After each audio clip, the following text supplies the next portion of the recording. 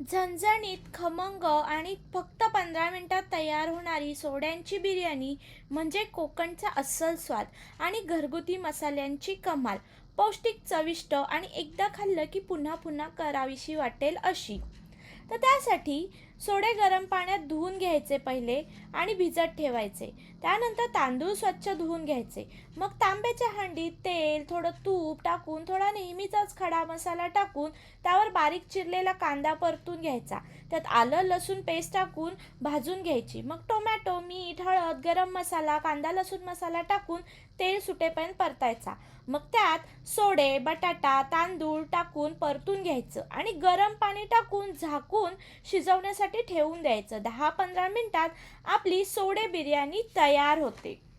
आहे की नाही सिंपल रेसिपी, अगदी कमी साहित्यात होणारी. मग अशा अजून सिंपल आणि चमचमीत रेसिपीसाठी मला लाईक, शेअर, फॉलो आणि सबस्क्राईब करायला विसरू नका.